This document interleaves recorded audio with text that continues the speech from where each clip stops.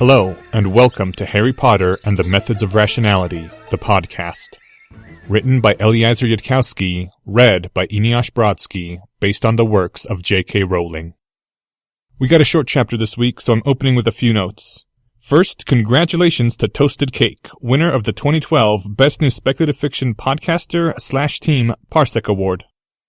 Second, this story spreads by blogging, tweeting, word of mouth, favoriting, plugging on forums, and adding to lists. And remember, if the readers and listeners before you hadn't taken a moment to do that, you probably wouldn't have found this. If that's not enough to motivate you, then remember. If you don't help spread rationality, Hermione will be sad. You don't want her to be sad, right?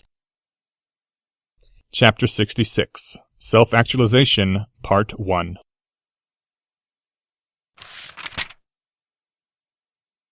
Hesitation is always easy, rarely useful. So the defense professor had told him, and while you could quibble about the details of the proverb, Harry understood the weaknesses of Ravenclaws well enough to know that you had to try answering your own quibbles. Did some plans call for waiting? Yes, many plans called for delayed action, but that was not the same as hesitating to choose. Not delaying because you knew the right moment to do what was necessary, but delaying because you couldn't make up your mind. There was no cunning plan which called for that. Did you sometimes need more information to choose? Yes, but that could also turn into an excuse for delaying, and it would be tempting to delay when you were faced with a choice between two painful alternatives. And not choosing would avoid the mental pain for a time, so you would pick a piece of information you couldn't easily obtain and claim that you couldn't possibly decide without it.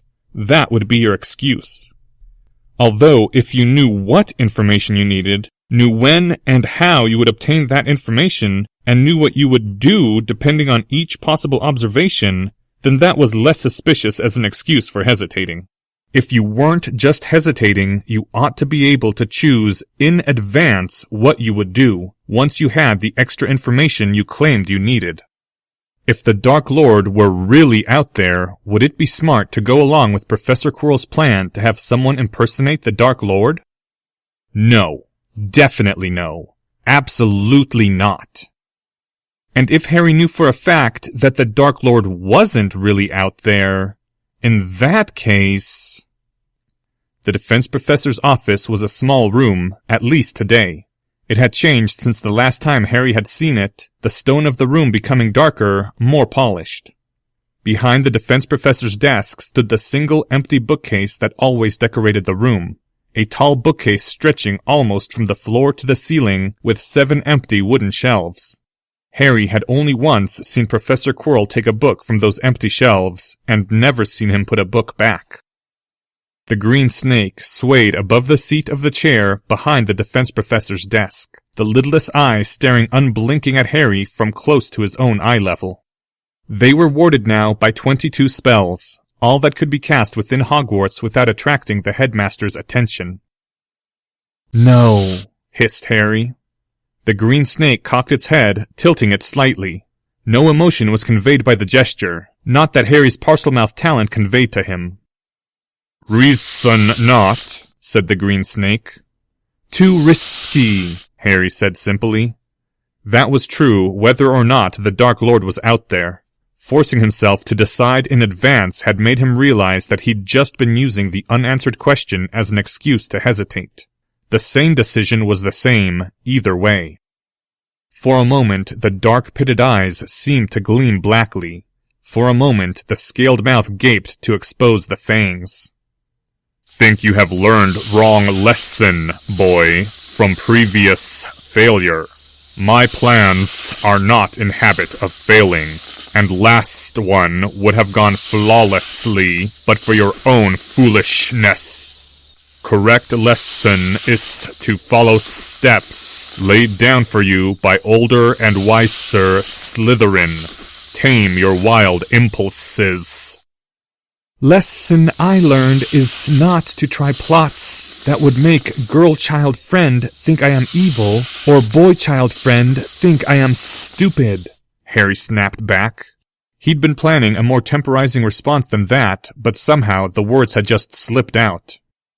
The sound that came from the snake was not heard by Harry as words, only as pure fury. A moment later, "You told them." "Of course not, but know what they would say." There was a long pause as the snake head swayed, staring at Harry. Again, no detectable emotion came through, and Harry wondered what Professor Quirrell could be thinking that would take Professor Quirrell that long to think. "You seriously care what those two think?" came the snake's final hiss. "True younglings those two are, not like you. Could not weigh adult matters." "Might have done better than me. Boy-child friend would have asked after secret motives before assenting to rescue woman." "Glad you understand that now," the snake hissed coldly. "Always ask after others' advantage. Next, learn to always ask after your own. If my plan is not to your taste, what is yours?" "If necessary, stay at school 6 years and study. Hogwarts seems fine place to dwell. Books, friends, strange but tasty food." Harry wanted to chuckle, but there wasn't any gesture in Parseltongue for the kind of laughter he wanted to express. The pits of the snake's eyes seemed almost black. "Easy to say now. Such as you and I, we do not tolerate imprisonment. You will lose patience long before 7th year. Perhaps before end of this one. I shall plan accordingly." And before Harry could hiss another word of Parseltongue, the human shape of Professor Quirrell was sitting in his chair once more. "So, Mr. Potter," said the defense professor, his voice as calm as if they had been discussing nothing important, as if the whole conversation had not occurred at all. "I hear that you have begun to practice dueling. Not the worthless sort with rules, I hope."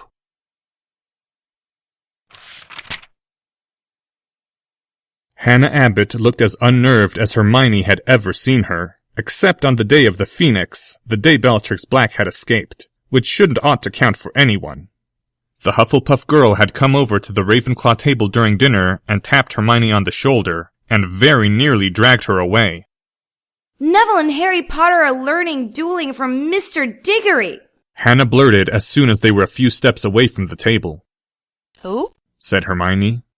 "Cedric Diggory. He's the captain of our Quidditch team and general of an army, and he's taking all the electives and getting better grades than anyone, and I hear he learns dueling from professional tutors during the summers, and he once beat 2 7th-year students, and even some teachers call him the Super Hufflepuff.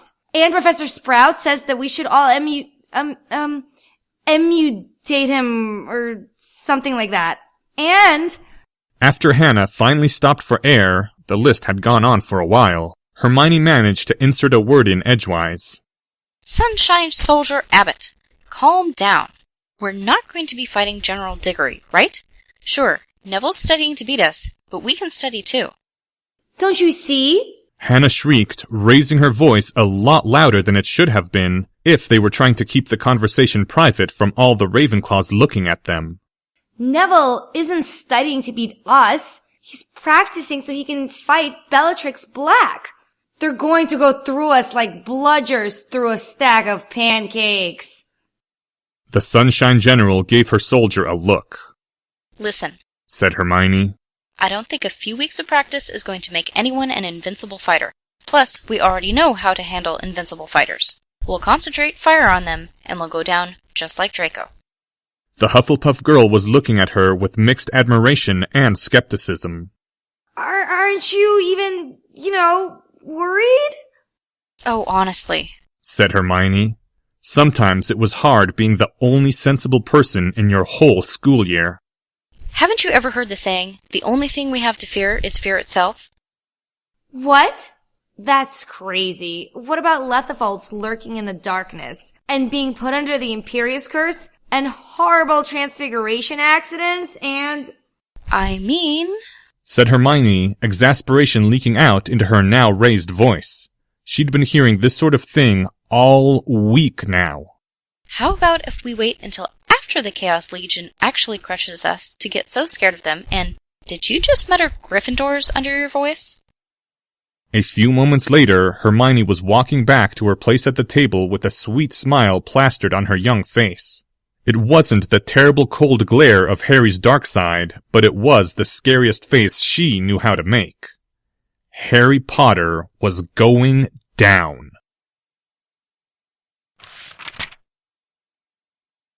This is loony, gasped Neville, with what tiny amount of breath he could spare from being completely out of breath.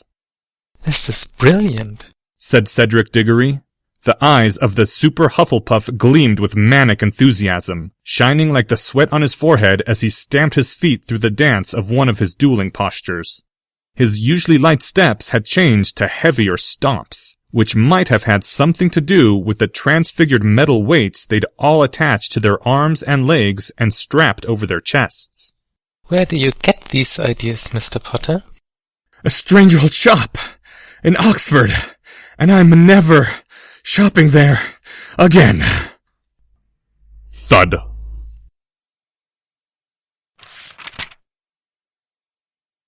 End chapter 66. Thank you to the following people: Cedric Diggory, Anonymous. Neville by Adam Hartel. Hannah Abbott, Mars. Hermione Granger, Anonymous. This chapter's original text, production notes, and attribution links, along with archives and much more, can be found at hpmorpodcast.com. If you would like to learn more about the art of rationality, please visit lesswrong.com, an online community of aspiring rationalists founded by Eliezer Yudkowsky. The music used is Catch That Goblin by Skaven. Thank you for listening, and come back next week for Chapter 67, Self-Actualization, Part 2.